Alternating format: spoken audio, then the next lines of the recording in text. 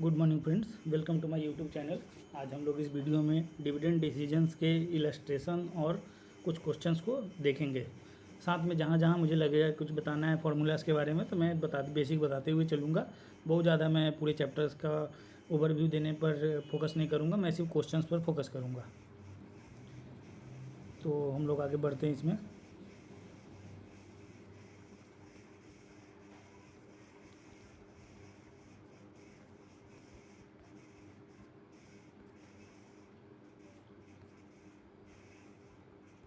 तो देखिए, illustration number 1 से हम लोग स्टार्ट करते हैं। इलस्ट्रेशन नंबर 1 पढ़ते हैं। AB engineering limited belong to a risk class for which capitalization rate is 10%. It currently has outstanding 10,000 shares selling at ₹100 each. The firm is contemplating the declaration of dividend of ₹5 per share at the end of the current financial year. तो इस बार के current financial year के and में company ₹5 का dividend देने का जो declaration कर दी है। It expect that have a net income of ₹1 lakh and has a proposal for making the new investment of ₹2 lakhs. Calculate the value of the firm when dividends are paid and dividends are not paid. तो हमसे question में पूछा कि अगर dividend देती है company तो value of the firm क्या होगी, और डिविडेंड अगर कंपनी नहीं देती है तो फिर वैल्यू ऑफ द फर्म क्या होगी। तो हम लोग इस चीज़ को देखते हुए चलते हैं। अब हम लोगों को सबसे पहले समझना पड़ेगा कि हम लोगों को जो यहाँ पर जो मेरा दिया हुआ है जो ₹100 करके शेयर है कंपनी का, ये हो जाएगा मेरा P0। मेरे को क्या करना पड़ेगा कि आज अगर कंपनी अगर ₹100 में अगर बेच रही है तो मेरे को निकालना पड़ेगा कि and of the year company के शेयर की प्राइस क्या होगी। तो जिसको हम लोग P, अगर शुरू में प्राइस है तो P0 और एंड की प्राइस को हम लोग P1 भी बोलते हैं, P1 से डिनोट करते हैं। तो देख लेते हैं स्टेप 1 में हम लोगों ने क्या किया, calculate the price at the end of the period. तो प्राइस हम लोग निकाल रहे हैं एंड ऑफ द पीरियड में। तो प्राइस यहाँ पर जब हम एंड ऑफ द पीरियड निकाल रहे हैं तो यहाँ पर हम लोगों ने फार्मूला यूज़ किया है P1 + D1 by 1 + KE। अब ये फार्मूला आपको पहले इस चैप्टर्स के पहले देख लेने पड़ेंगे। मैं डायरेक्ट क्वेश्चंस इसलिए करा रहा हूँ क्योंकि मुझे सिर्फ क्वेश्चंस के रिगार्डिंग ही इन्फॉर्मेशन देनी है ताकि जल्दी जल्दी सॉल्व हो सके।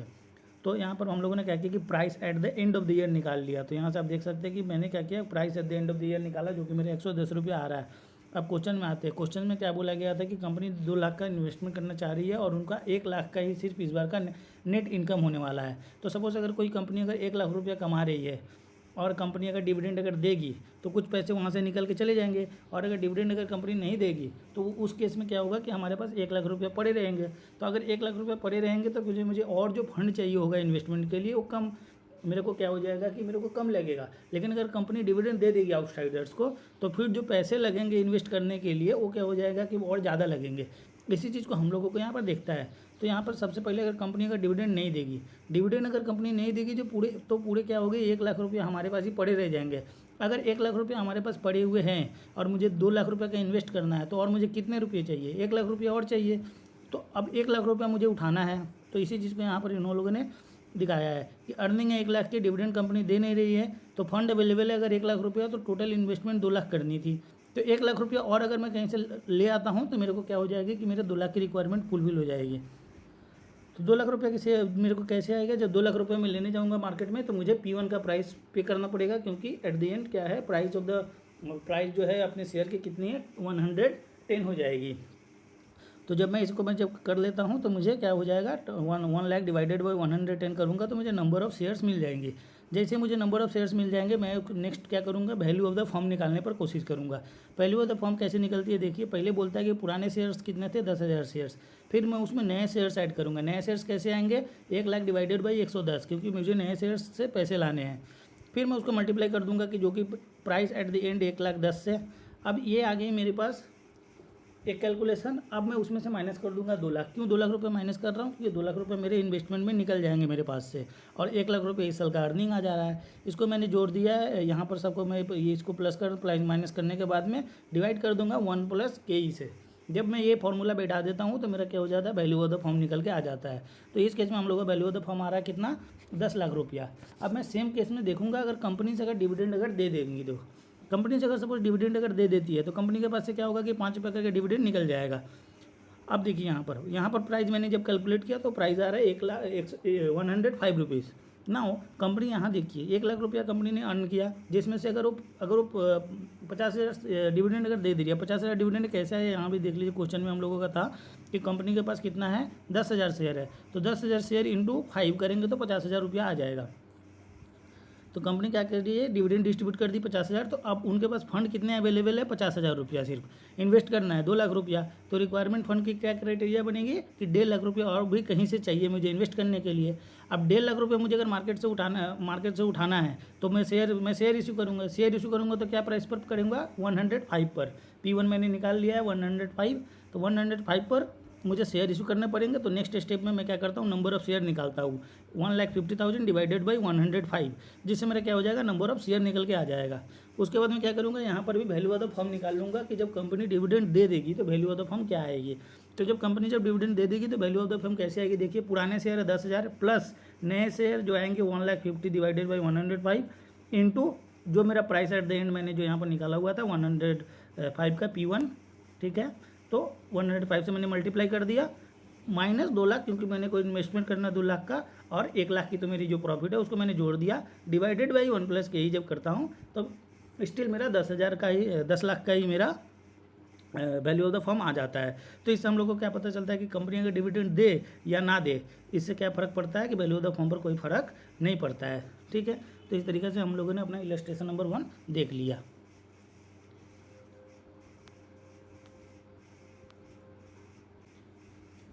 नेक्स्ट हम लोग देखेंगे illustration number 2।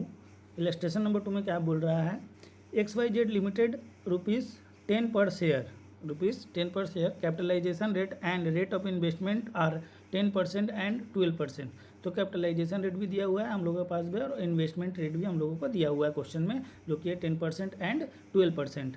Determine the optimum dividend पे out ratio and the price of the share at the pay out. तो हम लोगों को क्या बोला गया क्वेश्चन में, हम लोगों को बोला गया है कि ऑप्टिमम डिविडेंड पे आउट रेशियो हम लोगों को निकालने बोला गया है, and the price of the share at the pay out. अब एक चीज़ को नोटिस करते हैं हम लोग कि हम लोगों को जो कैपिटलाइजेशन रेट दिया हुआ है और जो हम लोगों को जो इन्वेस्टमेंट जो दिया गया है, अब एक चीज़ को समझते चलते हैं हम लोग कि हम लोग अगर कैपिटलाइजेशन रेट हम लोगों का क्या है और हम लोगों का जो इन्वेस्टमेंट रेट हम लोगों का क्या है, ठीक है। ऑप्टिमम डिविडेंड पे आउट कब होगा, ऑप्टिमम डिविडेंड पे आउट तब होता है जब, असल देखिए आर अगर मेरा बड़ा है, आर अगर मेरा बड़ा है के से, ठीक है। आर अगर मेरा जब बड़ा है तो ऑप्टिमम पे में कितना होना चाहिए, 0%। डिविडेंड हम कितना देंगे, 0%। क्यों ऐसा होता है, क्योंकि देखिए अगर हम लोगों का अगर बाहर में जो मेरा रिटर्न है अगर 12% है, इन्वेस्टमेंट कहीं और मैं करता हूँ तो मुझे 12% का रिटर्न मिलेगा। कंपनी अगर मुझे 10% कमा के दे रही है तो डेफिनेटली मैं बाहर ही मैं कोशिश करूँगा क्या करने का, मैं बाहर ही कोशिश करूँगा अपने मैं इन्वेस्ट करने का, ठीक है। तो इस केस में क्या हो जाएगा कि ऑप्टिमम डिविडेंड अगर आर अगर बड़ा है, ठीक है, आर अगर बड़ा है के से, तो हम लोग क्या करते हैं कि डिविडेंड 0 देते हैं, डिविडेंड नहीं देते हैं। तो उसी तरह के यहाँ पर देख लिया अकॉर्डिंगली क्या हो जाएगा। अब ये जो फॉर्मूला है यहाँ पर हम लोग ये पढ़ रहे हैं वाल्टर मॉडल, ठीक है। वाल्टर मॉडल से हम लोगों ने यहाँ पर निकाल लिया है कि कैसे होगा, ठीक है। एक मिनट। तो वाल्टर मॉडल में क्या होता है कि हम लोगों को पहले लिखना पड़ता है डिविडेंड प्लस आर बाई के ई, इन उसके बाद अर्निंग माइनस डिविडेंड तो बाई के ई। तो ये फार्मूला है हम लोगों का। इस फार्मूला में तो क्या है कि फार्मूला में बहुत ज़्यादा नहीं कुछ फोकस कर रहा हूँ, क्योंकि फार्मूला तो एक बार के लिए पढ़ ही लेंगे हम लोग सब लोग, या पहले से जो देखेंगे इस वीडियो को पहले फार्मूला को अपने देख लेंगे। तो यहाँ पर क्या है, मैं डायरेक्ट फार्मूला बैठा रहा हूँ और फिगर्स कैसे बैठा रहा हूँ, देखिए कि फिगर्स में बैठा रहा हूँ कि सबसे पहले कंपनी तो अपने क्या है कि डिविडेंड दे नहीं रही है, कंपनी क्या कर रही है कि डिविडेंड दे नहीं रही है। तो कंपनी का डिविडेंड नहीं रही है तो डी का जगह 0 हो जाएगा, आर का जगह 12 हो जाएगा ना, और मेरा के ई का जगह में 10% हो जाएगा, क्योंकि क्वेश्चन में सब यही डिटेल दिया हुआ है। फिर अर्निंग मेरा बोला गया था कि 10 रुपये करके कंपनी कमा रही है, 10 रुपये में अगर कोई डिविडेंड अगर दे नहीं रही है तो मेरा क्या आ जाएगा प्राइस, 120 रुपये करके मेरा प्राइस आ जा रहा है। अब सिमिलरली अगर optimally the above the pay out ratio can be provided by using the 25%, 50%, 70% and 100% as pay out ratio. अब क्या कर रही है कि कंपनी देखना चाह रही है कि अगर कंपनी अगर 25% डिविडेंड दे, 50% दे, 75% दे या 100% अगर डिविडेंड अगर देती है तो क्या होगा, और तो हम तो प्राइस पर कितना कितना हम लोगों का प्राइस होगा। तो देख लीजिए, जैसे ही कंपनी अगर 25% देगी तो आप निकाल लीजिए यहाँ पर 10% अर्निंग का 25% दैट इज़ 2.5। उसी तरह जब 50% देगी तो 10 का 50% 5 रुपया, 75% पर 7.5 रुपया और 100% पर पूरे 10 रुपया ही कंपनी डिविडेंड दे देगी। तो सिमिलरली आप फॉर्मूला पर सिंपली ये जो डी का डी में बैठाते जाइए 5, 7.5, 10 और उसके बाद आपका एक एक करके प्राइस निकलते हुए चला आएगा। तो हम लोगों ने जब 25% का जब डिविडेंड 25% पे आउट किया तो हम लोगों का पी आ गया 115, 50% का पे आउट रेशियो किया तो पी आ गया 110, 75% के पे आउट पर 105 आया है। एंड पूरा अगर डिविडेंड में अगर पैसा दे देंगे तो कंपनी का शेयर प्राइस कितना हो जाएगा, 10% ही हो जाएगा। इलस्ट्रेशन नंबर हम लोग 3 देख लेते हैं। इलस्ट्रेशन नंबर 3 में क्या बोल रहा है, the following figures are collected from the annual report of XYZ limited. Company की नेट प्रॉफिट है 30 लाख की, आउटस्टैंडिंग है 12% शेयर्स है, प्रेफरेंस शेयर्स है कंपनी के पास में। नंबर ऑफ इक्विटी शेयर्स बोल दिए गए हैं 3 लाख के, तो 3 लाख के नंबर ऑफ शेयर्स है equity shares. Return on investment का बात है 20%, और हम जो कि आर है, आर से डिनोट करते हैं हम लोग, और कॉस्ट ऑफ कैपिटल है वो है 16%। कंप्यूट द अप्रोक्सीमेट डिविडेंड पे out ratio as to keep the share price at 42 by using the Walter model. तो वाल्टर मॉडल हम लोग सबसे पहले रिकैप कर लेते हैं कि डी प्लस आर बाई के ई माइनस डी बाई के ई, ठीक है। तो ये हो गया वाल्टर मॉडल का हम लोगों का प्राइस निकालने का फॉर्मूला। क्या था, डी प्लस आर बाई के ई माइनस ब्रैकेट में ई माइनस डी बाई के ई। तो ये हो गया फॉर्मूला, हम लोग रिकैप कर लिए। अब आ जाते हैं क्वेश्चन पर। तो कंपनी के पास क्या है, 30 लाख का नेट प्रॉफिट है, उसमें से अगर वो डिविडेंड को माइनस कर देगा, जो इनकम स्टेटमेंट के हिसाब से क्या होता है कि हम लोगों को जो भी नेट प्रॉफिट कमाते हैं उसमें से इंटरेस्ट, टैक्स और जो डिविडेंड है वो देना पड़ता है। तो कंपनी ने क्या किया, अपना प्रेफरेंस डिविडेंड जैसे माइनस कर दिया, earning before equity shares, earning for equity shares holder. तो जो इक्विटी होल्डर्स के लिए जो पैसे बचे हुए हैं वो कितने हैं, 18 लाख रुपये बचा हुआ है। अर्निंग पर शेयर कैसे निकलेगा, देखिए 3 लाख का इक्विटी शेयर है, 30 लाख कंपनी ने क्या किया है कि कमाया, 18 लाख कंपनी ने जो 30 लाख पहले कमाया था उसमें से प्रेफरेंस डिविडेंड अगर माइनस कर देंगे तो 18 लाख बचा हुआ है इक्विटी के लिए। 3 लाख शेयर है तो 18 लाख को हम लोग 3 से डिवाइड कर दिए, तो एक शेयर का क्या आ गया, अर्निंग पर शेयर 6 रुपया करके। अब क्या करते हैं हम लोग, इस चीज़ को फॉर्मूला में बैठाते हैं। क्या बोल रहा था कि कंपनी को क्या चाहिए, क्वेश्चन में देख लेते हैं। बोलता है कि कंप्यूट द अप्रोक्सीमेट डिविडेंड पे out ratio as to keep the share price at 42 by using the Walter model.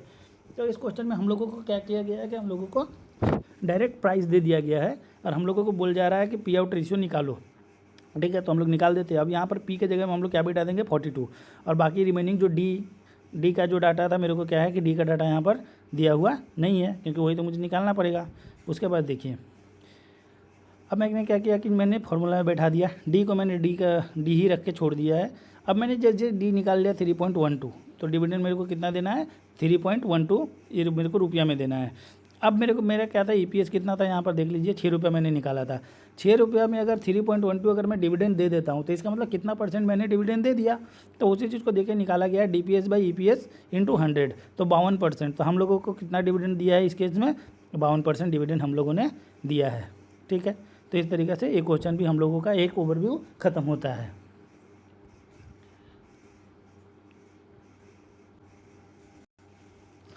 Next question देखते हैं, इलस्ट्रेशन नंबर 4।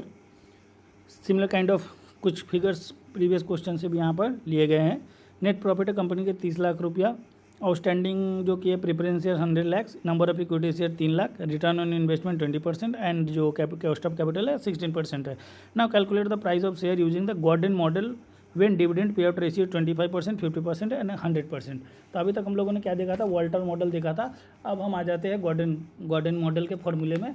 गॉर्डन मॉडल हम लोगों को क्या बोलता है, ठीक है। तो गॉर्डन मॉडल का फॉर्मूला हम लोग एक बार देख लेते हैं। गॉर्डन मॉडल में क्या होता है कि हम लोग एक बार फॉर्मूला आपको दिखा देते हैं।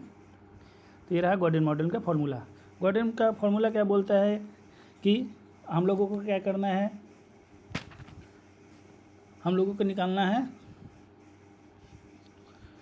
D1 डिवाइडेड बाई, बेसिकली ये जो E1 है वो ब्रैकेट में 1 - B है, तो इसको बोलते हैं हम लोग कि 1 - B जो होता है कि वो पे आउट रेशियो होता है। तो हम लोग इसको यहाँ पर ऐसे बोल सकते हैं कि ये जो फार्मूला है D1, इसको फार्मूला को मैं यहाँ पर एक बार लिख देता हूँ, देखता हूँ लिख के।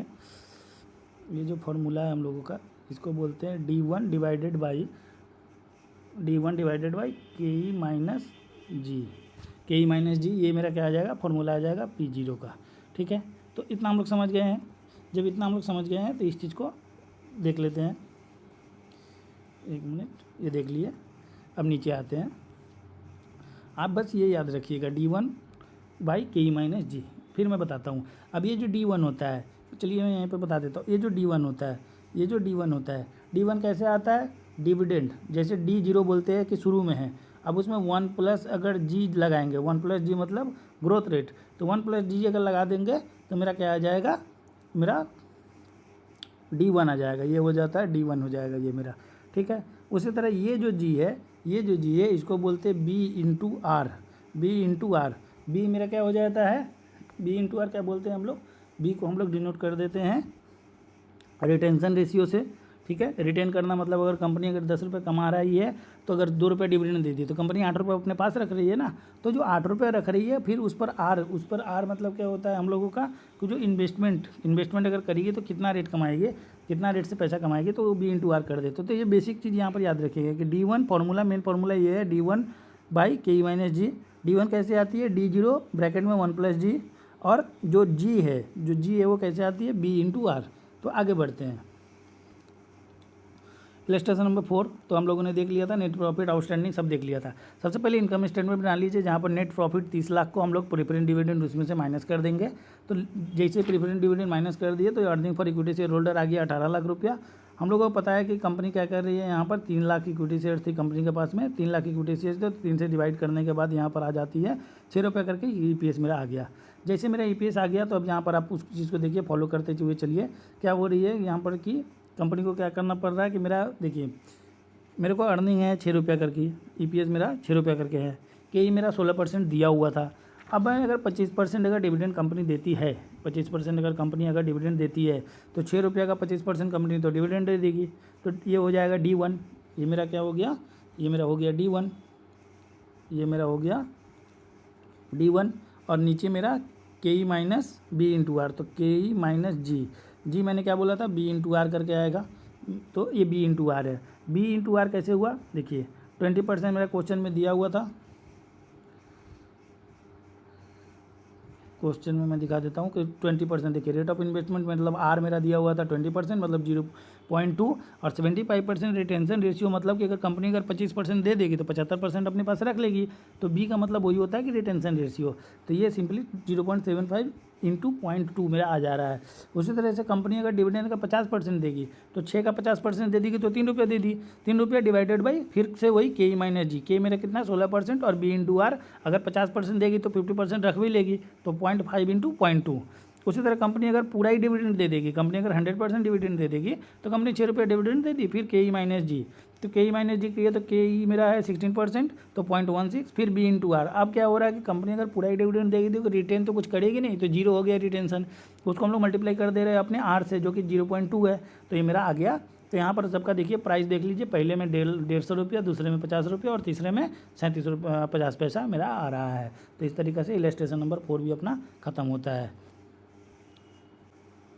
नेक्स्ट आ जाते हैं हम लोग, एक 3 सिचुएशन देखेंगे कि डिविडेंड डिस्काउंट मॉडल में 3 सिचुएशन क्या क्या होती है। पहला है कि जीरो ग्रोथ, क्या हो रहा है कि कंपनी में जो है कोई ग्रोथ नहीं है, ठीक है, कंपनी में क्या है कि कोई ग्रोथ नहीं है, तो अगर कोई ग्रोथ नहीं होगी तो हम लोग सिंपली D/KE ले लेंगे। अगर कंपनी में कोई ग्रोथ नहीं है तो सिंपली हम लोग ये वाला फॉर्मूला ले लेंगे, D/KE ले लेंगे, हम लोग निकाल लेंगे। अगर बोल दिया कंपनी में जीरो ग्रोथ है, अगर कांस्टेंट ग्रोथ है तो इसी वाले चीज़ में हम लोग यहाँ पर D1 ले लेंगे, और यहाँ ब्रैकेट में 1 प्लस जी ले लेंगे, और ब्रैकेट में 1 प्लस जी ले लेंगे, ओके 1 प्लस जी ले लेंगे। तो ये हो गई। अब नेक्स्ट, अगर कंपनी में क्या है कि कांस्टेंट ग्रोथ है, कांस्टेंट ग्रोथ है मतलब कि हर साल जो है ग्रोथ होती रह रही है, और फिर वेरिएबल ग्रोथ मतलब कि कुछ साल कुछ ग्रोथ है फिर कुछ और ग्रोथ है। तो नेक्स्ट हम लोग इस टॉपिक को थोड़ा समझते हुए हम लोग इलस्ट्रेशन पर आते हैं, क्योंकि अपना मकसद तो सिर्फ इलस्ट्रेशन को जल्दी जल्दी करना है। तो X limited has no growth in a companies, paid dividend 5 रुपये per share, if the cost of capital is 10%, compute the current market price of the share. तो एक्स लिमिटेड के पास कोई ग्रोथ नहीं है कंपनी में, कंपनी ने दिया है डिविडेंड 5 रुपये करके, तो डी ले लिए 5 और KE दिया हुआ 10%, तो 5/KE निकाल दिया तो मेरा प्राइस निकल के आ गया। ये हो गया इलस्ट्रेशन नंबर 5 अपना, एकदम सिंपल सा। नेक्स्ट आ जाता है कि कंपनी के पास अगर बोलते हैं कि अगर ग्रोथ है तो मैं आपको बोला था D0 1 प्लस जी निकालने के लिए, फिर KE माइनस जी, इसके पहले भी जो मैं बोला तो मार्केट प्राइस मेरा निकल के आ जाएगा। इसका बेस करके नेक्स्ट इलस्ट्रेशन हम लोग देखते हैं। XYZ limited company having share capital of ₹10 lakh of ₹10 each, तो 10 लाख की शेयर का 100 रुपया करके 10 रुपये करके एक शेयर की प्राइस है, ठीक है। It distributed current dividend 20% per annum, company ने क्या किया 20% पर एनम का dividend, annual growth rate of dividend expected to be 2%। तो अब ये जो एनुअल ग्रोथ रेट है, ये जो बोला गया है एनुअल ग्रोथ रेट, इसको ही बोलते हैं हम लोग जी, यही है मेरा जी। एनुअल ग्रोथ रेट मेरा हो गया जी। The expected rate of the return on its equity share capital is 15%। और क्या है, इक्विटी शेयर कैपिटल पर एक्सपेक्टेड रिटर्न कितना है मेरा 15%। इसको हम लोग क्या बोल सकते हैं कि ये जो है मेरा 15% जो मेरा है के ई है, ये मेरा 15% क्या है मेरा के ई है, ये जी है। अब हम लोगों को सब कुछ मिल चुका है, बस फॉर्मूला में बैठाना है कि D1 प्लस जी बाई के ई माइनस जी। जैसे हम लोग इस फॉर्मूला में बैठा देते हैं हम लोगों का निकल के आ जाता है, सिंपल सा है। ये तो फॉर्मूला बेस्ड क्वेश्चन हो गया। नेक्स्ट,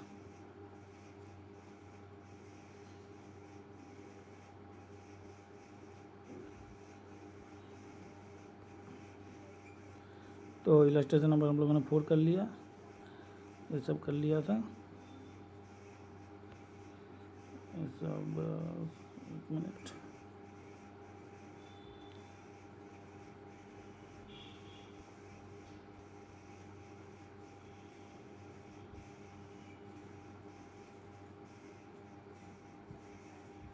ठीक है, तो इलस्ट्रेशन नंबर 6 हमने कर लिया था। नेक्स्ट आते हैं इलस्ट्रेशन नंबर 7 पे। A firm has a paid dividend of ₹2 पर शेयर लास्ट ईयर। अब ये देखिए, ये जो 2 पर शेयर दिया हुआ है, ये दिया हुआ है कि लास्ट ईयर दिया था, इसका मतलब ये D0 हो गया। The estimated growth of the dividend from the company is estimated to be 5%। तो ये जो 5% जो मेरा दिया हुआ है, ये मेरा जी हो गया, 5% मेरा क्या हो गया, जी हो गया। Determine the estimate market price of the equity share if the estimated growth rate of dividend rises to 8%। अगर बोलता है कि अगर जो है डिविडेंड अगर 8% फॉल अगर हो जाएगा 3% से, find out the present market price of share given that requirement rate of return of equity of investor in 15%। तो rate of return of the equity कितना दिया हुआ है इन्वेस्टर का कि मेरा 15% है, तो मेरा के दिया हुआ है यहाँ पर। ठीक है, आगे बढ़ते हैं। अब इस चीज़ को हम लोग फॉर्मूला जैसे बैठा देंगे तो डी जीरो मैंने क्या बोला था कि ₹2 करके है, फिर वहाँ से जी मैंने बोला था कि 5% है। तो देखिए के ई मेरे को दिया हुआ था 15%, मैंने ये भी बता दिया। तो इसको बस फॉर्मूला में बैठाना है, D0 1 प्लस जी बाई के ई माइनस जी। जैसे फॉर्मूला में बैठा दिया तो मेरे को क्या हो गया कि करंट मार्केट प्राइस मेरे को निकल के आ गई यहाँ से। अब करंट मार्केट प्राइस निकल के आ गई। अब नेक्स्ट क्वेश्चन में क्या बोल रहा था कि फाइंड आउट, क्या बोला था क्वेश्चन में हम लोग को, क्या बोल रहा था, determine the estimate market price of the equity share से, तो मैंने निकाल लिया। अब ये बोलता है कि अगर if the estimate growth rate of dividend raise to 8% और फॉल 3%। अब क्या बोला था, अगर बढ़ जाए 8% से या गिर जाए 8% से। तो देखिए अगर ये बढ़ गई, अगर ये मान लीजिए बढ़ जाती है 5 की जगह ये 8 हो गई, तो 1 प्लस 0.08 मतलब 8% हम लोग ले लिए 1 प्लस जी में। और अगर ये अगर गिर जाती है, ये अगर क्या हो जाती है, growth rate impact changes growth rate to 3% और MPS, तो 3% अगर हम लोग देंगे तो 1 प्लस यहाँ पर 0.03 आ जाएगा। बस यही चीज़ है, सिंपल है यहाँ पर कि अगर वो बोल रहा है कि कंपनी का जो अभी क्या है, अभी है 5%, अब बाद में बोलता है कि अगर 8% हो जाएगा तो क्या है, 3% हो जाएगा तो क्या है। तो बस इस सेम चीज़ को हम लोग रिपीट कर देंगे कि अगर कंपनी यहाँ पर सिर्फ क्या किया, 5 की जगह 8 बैठा दिया और 5 की जगह 3% ले लिए। तो सिंपली सा बात यही है कि so the market price of the share is expected to vary in respect of the change in the expected growth rate of dividend। तो जैसे जैसे हम लोग डिविडेंड को बढ़ाएंगे या घटाएंगे उस पर सीधा असर किसका पड़ेगा, यहाँ पर सीधा असर पड़ेगा मार्केट के प्राइस पर। देखिए ठीक है, तो ये जैसे जैसे हम लोग बढ़ाएंगे घटाएंगे पड़ गया। 5/21 है, जैसे ही वो राइस की हम लोग डिविडेंड ज़्यादा डिविडेंड क्या किए कि ग्रोथ रेट MPS क्या हो गया मेरा, MPS हो गया मेरा ज़्यादा। उसके बाद क्या हो गया, जैसे मैंने चेंजेस इन ग्रोथ रेट जैसे मेरा गिरा, जैसे मेरा ग्रोथ रेट गिरा वैसे मेरा क्या हो जा रहा है कि कंपनी का जो है प्राइस जो है गिर गया है। ठीक है, तो ये भी इस चीज़ को भी हम लोगों ने यहाँ पर समझ लिया। नेक्स्ट आगे बढ़ते हैं, इलस्ट्रेशन नंबर 8 करते हैं। अब ये थोड़े बड़े बड़े इलस्ट्रेशन यहाँ से चालू हो जाएंगे, पढ़ते हैं इसको। RST limited has a capital of 10 lakh in equity shares of ₹100 each. तो कंपनी के पास 10 लाख इक्विटी शेयर्स है ₹100 ईच। ठीक है, यहाँ से हम लोगों को नंबर ऑफ शेयर भी निकाल लेंगे। खैर आगे पढ़ते हैं। The shares are currently quoted at par. The company proposes to declare dividend of ₹10 per share at the end of the current financial year. Capitalization rate risk for the risk class of which the company belong is 12%। तो हम लोगों को capitalisation rate भी दिया हुआ है कि 12% है। इसको आप सिंपली समझ लीजिए कि ये के दिया हुआ है, ये क्या दिया हुआ है, के दिया हुआ है। Compute the market price of the shares at the end of the year if dividend are not declare and the dividend are declares. तो बोलता है कि बताइए कि अगर डिविडेंड डिक्लेयर हुआ होता तो डिविडेंड डिक्लेयर नहीं करते हैं तो फिर क्या फ़र्क पड़ता है, कंपनी के क्या करते हैं मार्केट प्राइस पर, कंपनी के मार्केट प्राइस पर। ठीक है, ये निकाल देंगे, हम लोग को फॉर्मूला पता ही है। फिर बोलता है assume at the company pay dividend has net profit of 5 lakh and make new investment of ₹10 lakh during the period, calculate the number of new shares to be issue using the MM model. अब ये देखिए, इस type ये जो question था हम लोगों ने एकदम शुरू में पढ़ा था कि कंपनी को इन्वेस्टमेंट करना है, कंपनी ने प्रॉफिट भी कमाया है, तो ये शुरू में पढ़ा था। पर ये चीज़ को यहाँ पर इन लोगों ने दो मिक्स कर दिया है। ठीक है, हम लोग इसको से देख लेते हैं। तो सबसे पहले जो कंपनी ने कमाया है, नेट प्रॉफिट कितना कंपनी ने कमाया है? 5 लाख का। 5 लाख में से हम लोगों को क्या करना है कि डिविडेंड देना है। अगर कंपनी अगर डिविडेंड देती है तो क्या फ़र्क पड़ेगा, डिविडेंड अगर नहीं देती है तो क्या फ़र्क पड़ेगा मार्केट प्राइस पर। ठीक है, अब देखिए सबसे पहले हम लोगों ने क्या किया कि मैंने जो डिटेल दिया हुआ है उसको यहाँ पर लिख लिया है। तो ये तो क्वेश्चन से आपको मिल जाएगा। आगे बढ़ते हैं। अगर कंपनी का डिविडेंड नहीं देगी, अब एक चीज़ यहाँ पर नोटिस करिएगा, यहाँ पर बोला था MM अप्रोच से करने के लिए बोला गया है, as per using the MM model. तो MM मॉडल में फॉर्मूला पता है, P1 + D1 / 1 + KE, P1 + D1 / 1 + KE। तो ये जो फॉर्मूला है इसके बेस में हम लोग कंपनी का डिक्लेयर कर दी, तो मेरा क्या हो गया, डिविडेंड 0 हो गया, क्योंकि कंपनी डिक्लेयर कुछ नहीं डिविडेंड दे रही है। अगर कंपनी अगर डिविडेंड अगर डिक्लेयर करेगी तो वो 10 रुपये डिविडेंड में चल जाएगा, तब मेरा प्राइस कितना आ जाएगा, 102 रुपया। अभी मेरा प्राइस कितना है, 112 रुपया। ठीक है, ये हो गया मेरा प्राइस, मैंने निकाल लिया। ठीक है, कि कंपनी अगर डिविडेंड देगी तो प्राइस जितना रहेगा, कंपनी अगर डिविडेंड नहीं देगी तो प्राइस जितना रहेगा। अब बात करते हैं अर्निंग में से प्रीफरेंस डिविडेंड माइनस करेंगे, जो कि हम लोगों ने इसके पहले वाले सम्स में भी देखा है। तो अगर 5 लाख में से अगर 1 लाख रुपये माइनस कर देंगे तो 4 लाख रुपये बचा हुआ है। कंपनी को टोटल इन्वेस्टमेंट करना है 10 लाख रुपया, तो कंपनी को रिक्वायरमेंट फंड है 6 लाख की, कंपनी को चाहिए 6 लाख रुपया। अब कंपनी को क्या करना है, 2 केसेस में, ठीक है, कंपनी को क्या करना है, निकालना है। तो नंबर ऑफ शेयर कितना निकाल आएगा देख लीजिए। कंपनी अगर डिक्लेयर देगी, यहाँ पर 2 चीज़ें, इन लोगों ने ये चीज़ निकाला नहीं है, आप ये निकाल सकते हैं कि कंपनी अगर डिविडेंड अगर मान लीजिए नहीं देगी, कंपनी अगर डिविडेंड नहीं देगी तो ये जो मेरा 6 लाख है डिवाइडेड बाई 112 हो जाएगा। तब ये 6 लाख 1 2 3 सॉरी तब ये सिंपली 6 लाख रुपया डिवाइडेड बाई 112 हो जाएगा। और यही अगर कंपनी अगर डिविडेंड अगर डिक्लेयर कर देगी तो 6 लाख डिवाइडेड बाई 102 हो जाएगा। तो नंबर ऑफ शेयर दोनों में थोड़े थोड़े अलग आएंगे। ओके, ये बेसिक सा बात है जो मैंने यहाँ पर बता दिया। तो इस तरीके से ये क्वेश्चन भी हम लोगों का ख़त्म होता है। क्वेश्चन नंबर 7 देखिए, 2 क्वेश्चन का मिक्सचर था। ठीक है, तो इस क्वेश्चन को हम लोगों ने कर लिया। नेक्स्ट क्वेश्चन पर आते हैं, क्वेश्चन नंबर 9।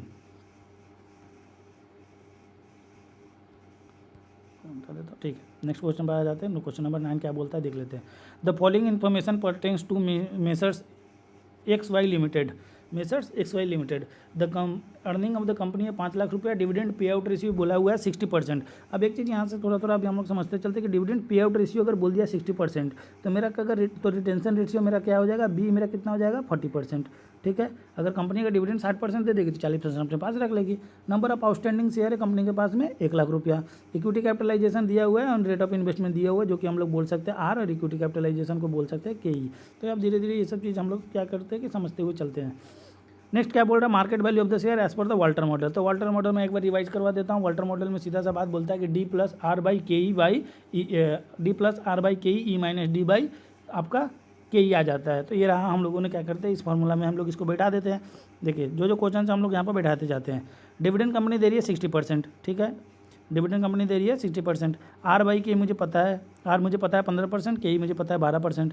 अर्निंग कितने है कंपनी की, 5 लाख रुपया। नंबर ऑफ आउटस्टैंडिंग शेयर है 1 लाख रुपया। तो अगर हम लोग 5 लाख को 1 लाख से डिवाइड कर देंगे तो एक कितने की आ गई, 5 रुपये करके अर्निंग आ गई। 5 रुपये करके अर्निंग है और डिविडेंड पे आउट है 60%। तो 5 रुपये करके अगर कमा रहा है कोई और से उसका 60%, तो क्या हो जाएगा, ये 3 रुपया करके डिविडेंड आ जाएगा।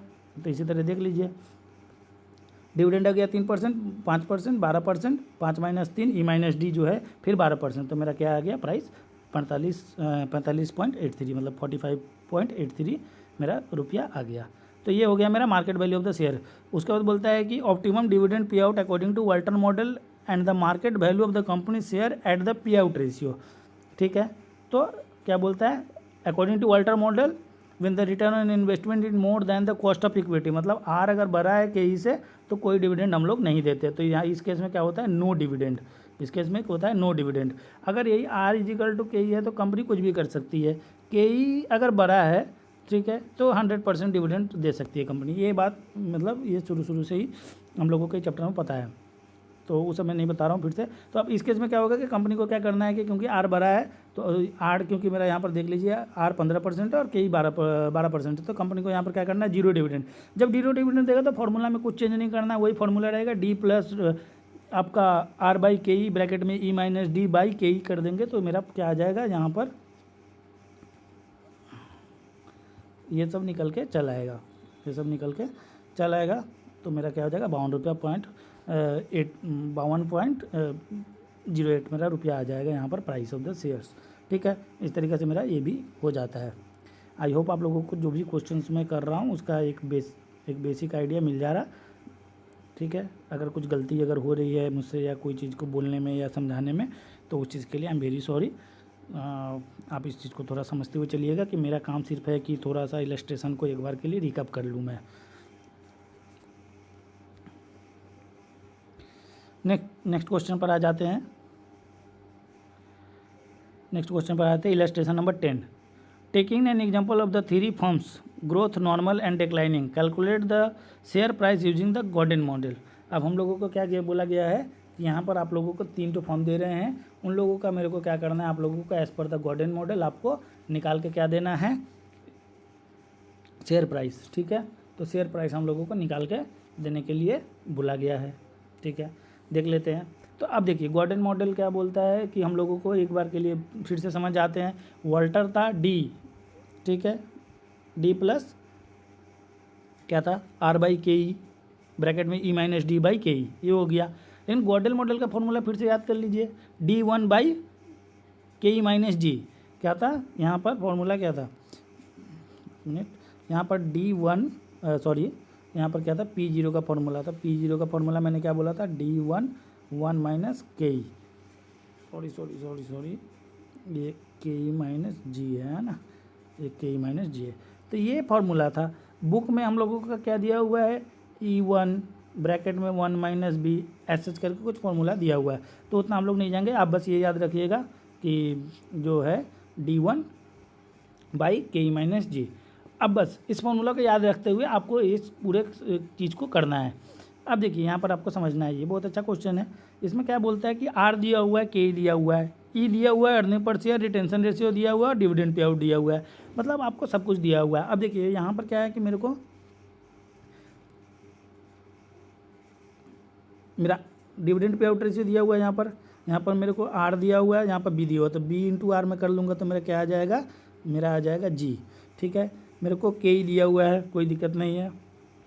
अर्निंग पर शेयर भी मेरा दिया हुआ है और डिविडेंड पर शेयर भी दिया हुआ है। तो डिविडेंड पर शेयर और अर्निंग पर शेयर से मेरे को निकल जाएगा कि 10 रुपया में अगर कंपनी अगर क्या कर रही है, डिविडेंड पे आउट कर रही है, ठीक है, डिविडेंड पे आउट कर रही है 0.4%, डैट मीन्स 40%, तो 4 रुपये करके यहाँ आएगा। ठीक है, उसी तरीक़े से बाकी सबका भी हम लोग उसी तरीक़े से निकाल लेंगे। ठीक है, तो क्या हो रहा है यहाँ पे कि कंपनी का अर्निंग है 10 रुपये करके, 10 रुपया में से कंपनी क्या करेगी कि अर्निंग में से अपना क्या कर देगी, कंपनी अर्निंग में से अपना वो निकाल देगी कंपनी रिटेंशन, तो बच जाएगी मेरी डिविडेंड। तो यहाँ पर आ जाएगी 4 रुपया, यहाँ पर भी आ जाएगा 4 रुपया, यहाँ पर भी आ जाएगा 4 रुपया, तो तीनों में ही 4-4 रुपया कंपनी डिविडेंड देगी। तब सिंपल सा बात है, डी मेरा फॉर्मूला था डी डी आप 1 भी लिख सकते हैं, सिर्फ डी यहाँ पर लिखेंगे तो चलेगा क्योंकि यहाँ पर ओपनिंग और बिगिनिंग और शुरू का कोई बात है नहीं। तो के ई माइनस जी, अब के ई में जो दिया हुआ है यहाँ पर देखिए 10%, जी मैं निकाल लूँगा बी इंटू आर करके, पहला में आ जाएगा 0.15 इंटू 0.06 जो कि दिया हुआ है यहाँ पर, ये देखिए 15%, तो 0.15 उसको लिख लेंगे और 0.6 को हम लोग मल्टीप्लाई कर देंगे तो मेरा जी निकल के आ जाएगा। बस इसी चीज़ को देखिएगा कि नीचे में किया हुआ है पूरे। तो देखिए पहले फार्मूला लिखा, ये फार्मूला मैं एकदम नहीं बोल रहा हूँ पढ़ने के लिए, मैं बस ये बोल रहा हूँ, आप यहाँ पर डी बाई के ई माइनस जी कर लीजिए, डी बाई के ई माइनस जी कर लीजिए, ये जी है। अब इसी फार्मूला में सबको बैठाते जाइए कि 10 रुपये करके मेरा क्या था, प्राइस था। उसके बाद मेरा क्या था, देखिए तो चलिए 10 रुपये मेरा क्या था, प्राइस था, उसमें से मैंने रिटेंशन रेशियो माइनस कर दिया तो मेरा आ गया 4 रुपया, मैंने जो बताया 4 रुपया। फिर नीचे के ई क्या हुआ 10% है, और उसके बाद 0.15 इंटू 0.6 देख लीजिए, 0.15 इंटू 0.6 ये चीज़ को कर लिए, 0.15 इंटू 0.6, फिर उसी तरह 10 इंटू 0.6 और 0.06, बस देखिए 15 10 इंटू 06 8 इंटू 06 कर दिए। तो यहाँ से मेरा फार्मूला आ गया। फार्मूला बस अच्छा से याद होना चाहिए और बेसिक चीज़ होना चाहिए, तो ये क्वेश्चन पे बहुत इजी है। फिर बोलता है if the retention ratio change to, अगर रिटेंशन रेशियो अगर बढ़ा देते हैं कि अगर वो 0.6 से 0.4 हो जाएगा रिटेंशन रेशियो, मतलब रिटेंशन कम गया। जैसे रिटेंशन कमेगा मैं पैसा कम रखूँगा, डिविडेंड ज़्यादा दूंगा, वैसे मैं डिविडेंड देखो सब में ज़्यादा हो गया। ठीक है। 10 रुपये में अगर 4 रुपये बचा रहा हूँ तो 6 रुपये तो डिविडेंड दे दूंगा ना। तो बस सिंपली इसको फॉर्मूला में बैठाएंगे तो अपना काम यहाँ से निकल जाएगा। इस तरीके से 10 इलस्ट्रेशन हम लोगों ने कर लिए। नेक्स्ट आते हैं हम लोग इलस्ट्रेशन नंबर 11 पर। The following information is given below in case of the Aditya limited. Earning per share है कंपनी के 60 रुपया, कैपिटलाइजेशन रेट है 15% और रिटर्न ऑन इन्वेस्टमेंट है 25%, डिविडेंड पे out ratio 30%। Compute the price using the Walter model. अब हम लोगों को क्या बोला गया, वाल्टर मॉडल। तो Walter model, Gordon model, Walter model, Gordon model, तो यही दो घूम फिर के आते हैं चीज़ें। तो वाल्टर मॉडल का क्या फॉर्मूला था, डी प्लस आर बाई के ई माइनस डी बाई के ई, और इसमें क्या था, डी बाई के ई माइनस जी। ठीक है, डी को कभी कभी हम लोग अगर ग्रोथ दिया हुआ है तो डी को ब्रैकेट में हम लोग 1 प्लस जी भी लिखते हैं, तो D1 बना देते हैं डी को। ठीक है, अब देख लेते हैं। यहाँ पर बोला है price using the Walter model. तो सबसे पहले फॉर्मूला लिखिए, उसमें देखिए दिया हुआ है अर्निंग पर शेयर दिया हुआ है, कैपिटलाइजेशन रेट दिया हुआ है, डिविडेंड पे आउट दिया हुआ है। तो ईपीएस में से अगर आप 30% अगर निकाल देंगे करेंगे तो इसमें आ जाएगा 18 रुपया। देख लीजिए, देखिए 18 रुपये मैंने डिविडेंड दे दिया, 25, 15, 60 में से 18 रुपये चला गया क्योंकि अर्निंग मेरा कितना था 60, फिर बाई के ई, तो ये मेरा प्राइस निकल के आ गया। अब उसके बाद बोलता है कि नेक्स्ट क्वेश्चन देख लेते हैं, what will the optimum dividend पे out ratio as per the Gordon. तो ऑप्टिमम कितना होना चाहिए, देखिए अगर मेरे को सिंपल सा पता है कि अगर मेरा आर बड़ा है तो ऑप्टिमम पे आउट रेशियो कितना होना चाहिए, 0। बस सिंपल सा बात है यही। अगर मेरा आर इजिकल टू के ई होता, आर इजिकल टू अगर के ई होता तो मेरा कोई जितना मैंने उतना डिविडेंड दे दो। अगर के ई मेरा बड़ा है आर से तो फिर मेरा क्या हो जाएगा, 100% डिविडेंड पे आउट रेशियो हो जाएगा। तो सिंपल सा बात है, इस चीज़ को समझ लिया हम लोग। इस तरीके से हम लोगों ने पूरे अपने इलस्ट्रेशन को ख़त्म किए। इस वीडियो में इतना ही रखते हैं। आगे के वीडियोज़ में इसके टेस्ट और अंडरस्टैंडिंग के भी क्वेश्चन हम लोग करने की कोशिश करेंगे। Thank you so much. कुछ अगर नहीं समझ में आया हो तो आप हमको कमेंट कर सकते हैं। Thank you.